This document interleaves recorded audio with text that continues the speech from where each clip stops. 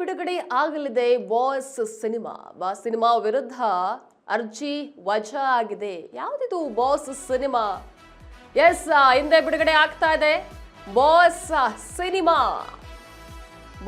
Cinema ವಿರುದ್ಧ ಸಲ್ಲಿಸಿದಂತಹ ಅರ್ಜಿ ವಜಾ ಆಗಿದೆ. ದರ್ಶನ್ ಪತ್ನಿ ವಿಜಯಲಕ್ಷ್ಮಿ ಸಲ್ಲಿಸಿದಂತಹ ಅರ್ಜಿ ವಜಾ ಆಗಿರೋದು.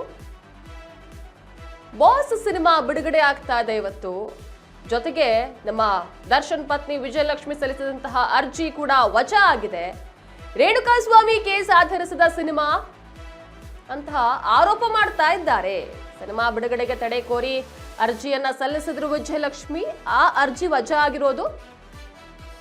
ನಮ್ಮ ಹೈಕೋರ್ಟ್ ವಿಜಯಲಕ್ಷ್ಮಿ ಸಲ್ಲಿಸಿದಂತಹ ಅರ್ಜಿಯನ್ನ ವಜಾಗೊಳಿಸಿದೆ. ಹಿಂದೆ ನಮ್ಮ ಬಾಸ್ ಸಿನಿಮಾ ಬಿಡುಗಡೆ ಆಗ್ತದೆ. ಆ ಬಾಸ್ ಸಿನಿಮಾ ಯಾವುದರ ಹಿನ್ನೆಲೆಯಾಗಿತ್ತು ಅಂತ ಅಂದ್ರೆ ನಮ್ಮ ರೇಣುಕಾಸ್ವಾಮಿ ಕೇಸ್ ಏನಿತ್ತು ಆ ಕೇಸ್ ಹಿನ್ನೆಲೆಯಲ್ಲಿ ಬಾಸ್ ಸಿನಿಮಾ ಅನ್ನುವಂತಹದ್ದು ಬಿಡುಗಡೆ ಆಗ್ತಾ ಇತ್ತು.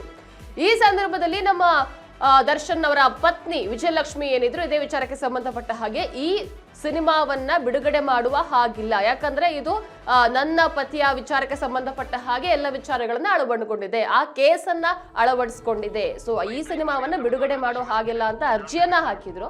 ಈ ವಿಚಾರಕ್ಕೆ ಸಂಬಂಧಪಟ್ಟ ಹಾಗೆ ನಮ್ಮ ಹೈಕೋರ್ಟ್ ಏನಿದೆ ಇಲ್ಲ ಯಾಕೆ ಈ ಸಿನಿಮಾ ಬಿಡುಗಡೆ ಆಗಬಾರ್ದು ಅಂತ ಅರ್ಜಿಯನ್ನ ವಜಾಗೊಳಿಸಿದೆ.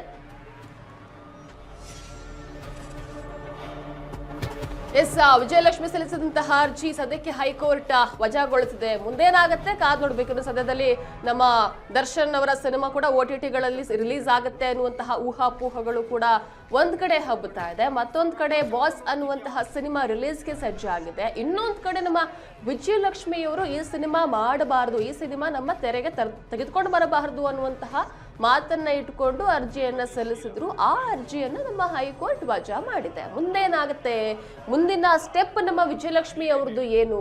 ನಮ್ಮ ಬಾಸ್ ಸಿನಿಮಾ ರಿಲೀಸ್ ಆಗುತ್ತಾ? ಜೊತೆಗೆ ದರ್ಶನ್ ಅವರ ಸಿನಿಮಾಗೆ ಈ ಒಂದು ಸಿನಿಮಾದಿಂದ ಏನಾದ್ರೂ ಅಡೆತಡೆಗಳು ಬರುತ್ತಾ? ಎಲ್ಲ ವಿಚಾರಗಳು ಸದ್ಯಕ್ಕೆ ಪ್ರಶ್ನಾರ್ಥಕ ಚಿಹ್ನೆ ಆಗಿ ಉಳಿದಿದೆ. ಎಲ್ಲದಕ್ಕೂ ಉತ್ತರ ಸಿಗಬೇಕು ಅಂತ ಅಂದ್ರೆ ನಾವು ಸ್ವಲ್ಪ ಕಾದು ನೋಡ್ಬೇಕು ಅಷ್ಟೇ.